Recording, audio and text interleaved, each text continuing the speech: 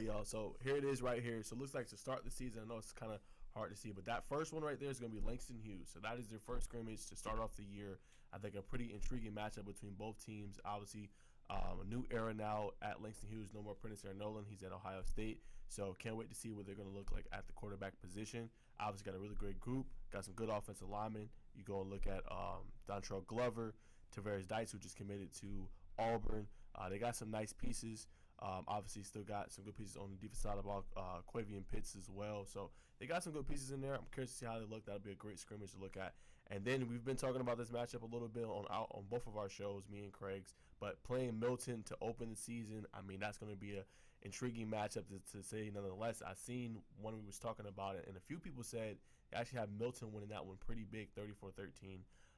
So that's interesting to see in the comment section of our shows. People have been saying that, but I'll save the predictions for later on. But I think that's an intriguing matchup to open the season. Then they're going to play Benedictine. Obviously, they're going to lose Luke Kromenhawk, who is now at Florida State. So I'm curious to see how they look like offensively now. Obviously, they can run the ball, they can pass it. But they got some good pieces in there, so I think that's a good week 2 game. Obviously, what stands out so far, y'all, is usually that Buford has a out-of-state opponent. So far, it doesn't look like they're going to have any out-of-state opponent this year. Then the next matchup, they'll have a bye week. Then they're going to play Roswell. Same kind of thing. Roswell has really good players, but it's interesting to see after KJ Smith graduated, went on to UNK, who's going to be their starting quarterback. Obviously, they got a nice piece in Saquon Smith. He'll do a little bit of everything on both sides of the ball, but how will they look next year as well? So that is their next matchup. And then the nitty-gritty one, man, I think must-see TV. It's probably going to get picked up, GPB or us on Peachtree Sports Network, but they're going to play Douglas County on the road September 13th, man. That is a marquee matchup, and you guys all know they have DJ Bordeaux as their starting quarterback now. That's going to be intriguing to kind of see what happens there. And obviously Christian Langford as well, who is now at Langston Hughes. I meant to mention that earlier. But I can't wait to see it, man. It's going to be a great matchup between both of those teams on the road.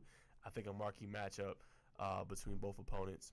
Can't wait to see who kind of comes out on top, especially with that linebacking core that Buford has. C.J. Sibley, Montrez Walker, Jaden Parlati, and then they're really good at the defensive line position as well with Bryce Perry, right? So that's an intriguing one.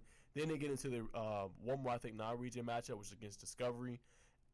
So that one will be intriguing. Then they get into the kind of the region schedule with Collins Hill. Can't sleep on them. It's always a tough, obviously, matchup. They're going to be probably better this year. Can't wait to see the steps forward that T.J. Wilcox is able to do this year. And obviously got a really great receiver / athlete and then C.J. Hector. Really good defensive front and Contrell Webb and obviously Deuce Geralds.